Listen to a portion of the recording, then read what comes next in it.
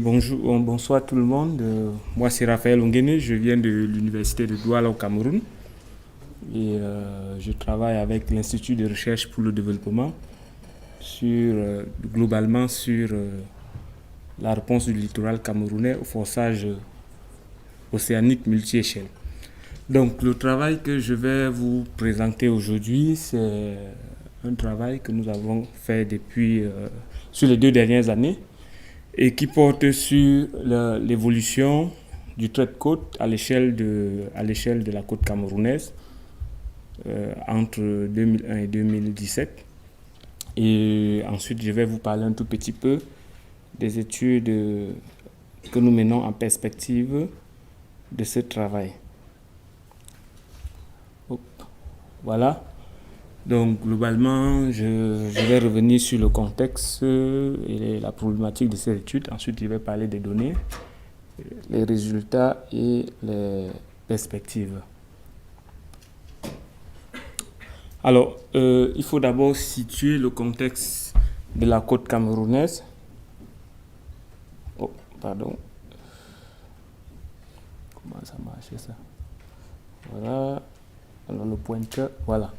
Alors, là, vous avez, ici, je représente la zone exclusive, la zone économique exclusive de la côte camerounaise, en précisant que là, vous avez le mont Cameroun, ici, donc ce qu'on appelle globalement la ligne de feu du Cameroun. Donc, vous avez le mont Cameroun, cette ligne de feu qui se prolonge ici avec l'île de Malabo, en face de la côte camerounaise et qui va plus loin avec l'île de Sao Tomé et Principe. Alors, malgré la présence de toutes ces îles, la côte camerounaise fait quand même sujet d'une érosion forte à certains endroits. Il faut aussi noter que dans la même zone, lorsqu'on va pratiquement du rio Léré à la frontière avec le Nigeria jusqu'à l'estuaire de la Sanaga, on a un taux de couverture de mangroves qui est important. Donc ici, dans ces zones-là, on a bien sûr, on a l'érosion, on a en fait donc, alors, pour bien comprendre, donc ici, nous avons subdivisé donc la zone en 7 grandes zones. Dans la partie nord, la zone du rio Léré, où nous avons une importante forêt de mangroves. Et dans la partie centrale, toujours la zone de mangroves, mais avec l'estuaire du Cameroun. Ensuite, nous avons l'estuaire de la Sanaga.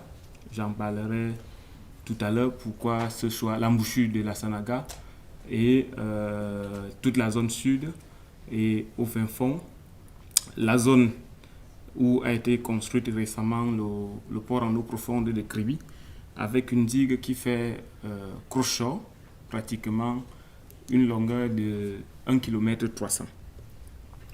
Voilà. Mais bien entendu, on ne peut pas oublier le port de Douala, qui est un port d'estuaire. Mais là-bas, on ne va pas trop parler d'érosion, mais on a un envasement important qui entrave un peu l'économie de ce port parce qu'ils sont obligés de faire des dragages intensifs. Et ensuite, on a tout ce qui est vestiges historiques dans ces plages autour de Manoka, qui est situé ici. Donc, avec une importance culturelle assez grande. Donc, alors, si je reviens sur la Sanaga, il faut préciser que le bassin versant de la Sanaga fait pratiquement le tiers de la superficie de tout le pays. Donc, c'est un fleuve qui, à 99%, est dans le territoire camerounais. Et le Cameroun a développé une ambition énergétique assez importante avec la vision d'émergence en 2035, qui fait que tout ce bassin versant est aujourd'hui anthropisé par d'importants barrages. Alors, mais le problème, c'est qu'à côté de tout ce développement énergétique, il n'y a aucune visibilité sur la gestion de son estuaire qui, en termes d'apport en sédiments, également devrait être prise en compte dans cette planification et ce développement. Donc, là, je vous présente donc aujourd'hui la vulnérabilité de la ville. Ça, c'est des inondations qui ne datent pas de longtemps. Il faut préciser qu'entre sur la dernière décennie, par exemple, les inondations se sont pratiquement multipliées par 2. Ça, ce sont les dernières qu'on a pu monitorer avec précision parce qu'en fait, on avait couplé plusieurs jeux de données et tout. On a pu, les dernières qui ont connu beaucoup de morts, notamment, là, je vous montre un ensemble d'images et de coupures de presse qui ont titré sur ces inondations. En fait, je fais le lien ici parce que les inondations dans la ville de Douala ont un lien très fort avec la variation de la marée, surtout pour tout ce qui est temps de résidence des eaux. Parce qu'en fait, et tout à l'heure, quand je vais vous parler de l'observatoire, vous allez voir ce qu'on essaye de faire par rapport à ça. Donc maintenant, pour ce qui est de l'étude du trait de côte proprement dit, donc nous avons couplé un ensemble de données, notamment les données radar, Sentinelle, avec une période de répétitivité de 12 jours. Nous avons ensuite utilisé les images optiques, mais également, pour tout ce qui est forçage océanique, nous travaillons avec les données ERA Intérim. Maintenant, pour le terrain, ça c'est les méthodes que nous associons globalement pour étudier correctement le trait de côte. Nous faisons un positionnement assez précis sur les bornes IGN qui existent et nous calons les zones étudiées à partir d'une méthode extrêmement rigoureuse utilisant un GPS différentiel de type RTK.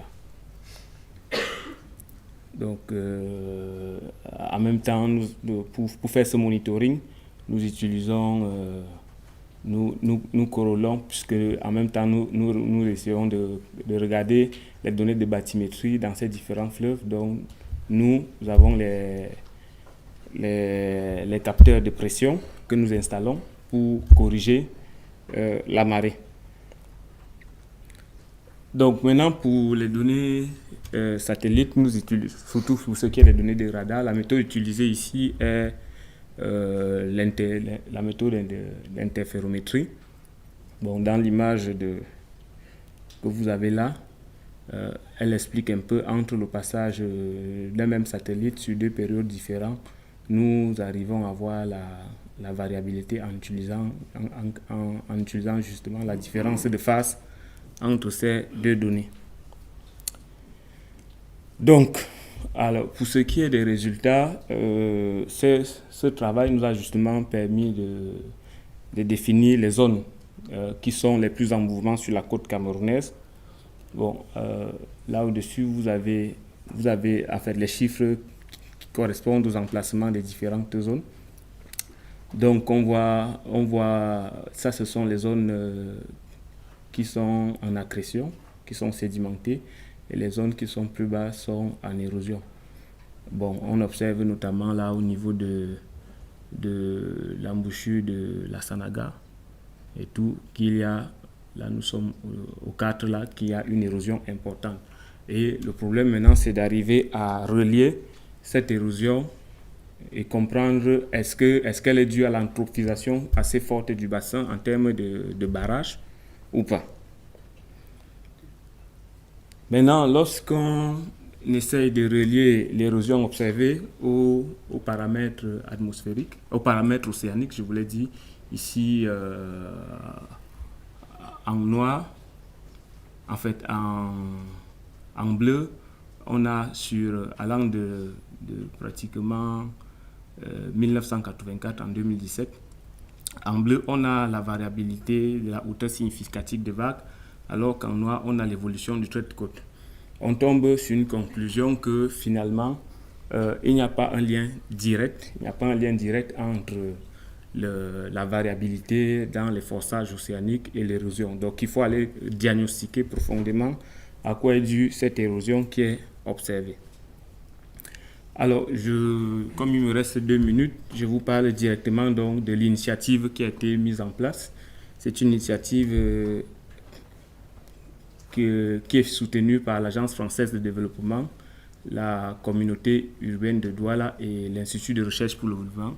Et l'objectif, c'est d'améliorer la connaissance de l'aléa inondation et surtout de relier cet aléa au changement climatique et planifier et aménager la ville pour qu'elle soit durable et résiliente. Donc, pour y arriver, nous avons choisi un bassin versant pilote que vous voyez là, le Ntongo Bassa, qui est connecté à l'estuaire, sur lequel nous avons installé plusieurs stations, 17 stations en tout. Donc là, les seules stations que je présente sont les stations marégraphiques. À l'exutoire, là, nous avons placé une station radar. Et à l'intérieur, dans la ville, nous avons placé un capteur de pression. Et il y a un réseau également de stations hydrométriques et pluviométriques qui sont connectées et on envoie toutes ces informations sur une plateforme. Ça nous permet de développer des systèmes d'alerte précoce. Ce projet est donc couplé à un projet qu'on appelle Smart City qui nous permet, par exemple, vous voyez, ça c'est les inondations dont je vous faisais allusion. Nous avons récupéré les données de Orange Cameroun sur tous les liens télécoms dans la ville avec la technologie d'atténuation que je présente là et qui nous permettent en temps réel, à partir de l'atténuation de ces ondes, de recalculer la pluie. Et nous avons des pluviomètres au sol qui font la validation. Et nous avons en même temps les niveaux d'eau au niveau des différents marégraphes et nous pouvons lancer des alertes au niveau de la ville en fonction de lorsque nous regardons par exemple le temps de réponse au niveau des différents bassins versants urbains que nous avons. Sur ce, je vous remercie pour votre attention.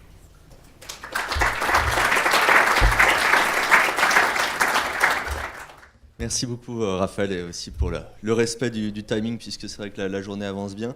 Dans ce cas, on va quand même essayer de prendre une voire deux questions si jamais il y en a avant de passer à la toute dernière intervention.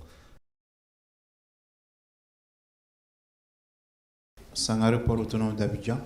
Je voudrais revenir sur juste demander une précision. Sanaga et Ouvouri, est-ce que c'est la même chose? Parce que quand vous parlez des capteurs que vous avez placés, j'ai vu plutôt sur le plan Vouri, le fleuve Vouri. Alors, dans votre présentation de zone d'étude, c'était plutôt le fleuve Sanaga.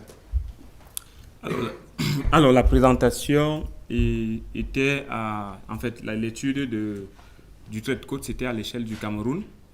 Mais le projet Douala Ville Durable, c'est un site pilote que nous avons choisi. Parce que l'idée, c'est qu'une fois qu'on a maîtrisé le lien entre la montée du niveau de la mer et tout ce qui est ruissellement, tout ce qui est hydrologique et hydraulique urbaine, après, il sera question de redéployer sur d'autres sites. Et le deuxième site en vue, c'est dans l'estuaire de la Sanaga, pour faire le lien entre l'anthropisation forte en termes de développement de bassins de retenue pour l'électricité et la dynamique de l'estuaire. Donc pour l'instant, le projet, on n'a pas de stations, les stations ne sont pas encore installées sur la Sanaga, mais plutôt installées sur le Vouri parce qu'en fait, la ville a contribué à cet observatoire.